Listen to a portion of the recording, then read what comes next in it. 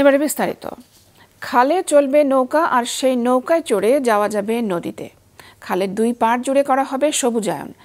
ঢাকার 2 সিটি কর্পোরেশনের মেয়রদের এমন বহু প্রতিশ্রুতি ছিল রাজধানীর খালগুলো ঘিরে, কিন্তু বাস্তবতা ভিন্ন।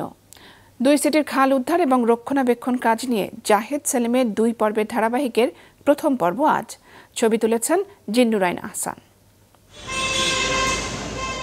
ময়লা আবর্জনা জমতে জমতে এমন অবস্থা হয়েছে যে বোঝার উপায় নেই এটি সড়ক না খাল।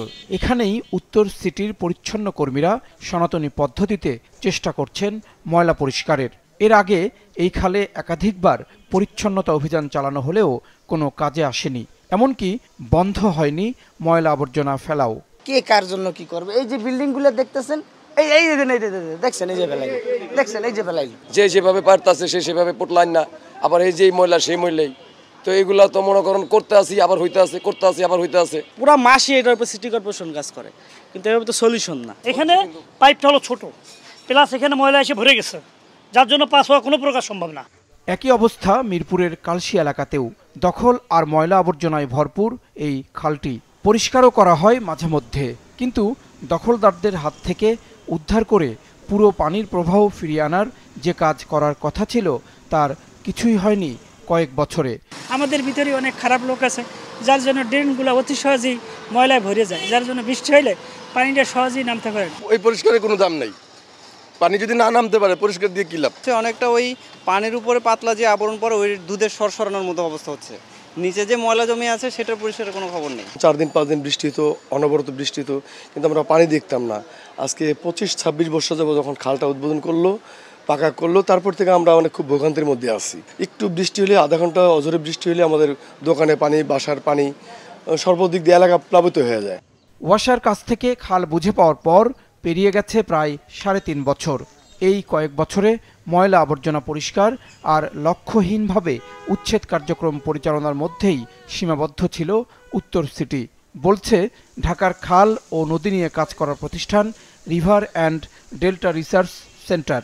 যেই খালগুলোর দায়িত্ব নেওয়ার জন্য এত মুখ ফুটে ওনারা বললেন, সেই খালগুলোর কি করলেন? আগে সেই অ্যাকাউন্টেবিলিটিটা তো আনা দরকার এবং সেই স্বচ্ছতা আমাদের জানা দরকার। সেই জায়গা থেকে আমরা দেখেছি যে আজকে 4 বছর হয়ে গেছে 2 সিটি কর্পোরেশনের 1 সিটি কর্পোরেশনও একটি খালেরও পূর্ণাঙ্গ জরিপ সম্পাদন করতে পারে না। কিছুদিন পর পর এক্সকাভেটর নিয়ে গিয়ে একটি অ্যাডহক উচ্ছেদ চালানো হয়। সিটি কর্পোরেশন বলছে কাজটি অত্যন্ত জটিল, তবে সব খাল দখলমুক্ত করতে কাজ এগিয়ে চলছে। ফার্স্ট অফ অল আগে খালগুলোকে ডিমার্কেট করা দরকার। এই ডিমার্কেট করার জন্য আমরা প্রজেক্ট নিয়েছি, বাংলাদেশ সেনাবাহিনীর মাধ্যমে এই প্রজেক্ট বাস্তবায়িত হচ্ছে। ডিমার্কেট করলে সিএস রেকর্ড অনুযায়ী ডিমার্কেট হবে, তখন আমরা বুঝতে পারবো যে কতটুকু বেদখল হয়েছে। ইট ইজ অনগোয়িং, এটা একসাথে সব চলছে না, পর্যায়ক্রমে আমরা এই ডিমার্কেশনের কাজটা করেছি। তবে সিটি কর্পোরেশন যাই বলুক না কেন, ঘটা করে কাজ করার পরবর্তীতে যে তদারকি হচ্ছে না সেটি বছিলা এলাকায় লাউতলা খালের একাংশ দেখলেই অনুমান করা যায়।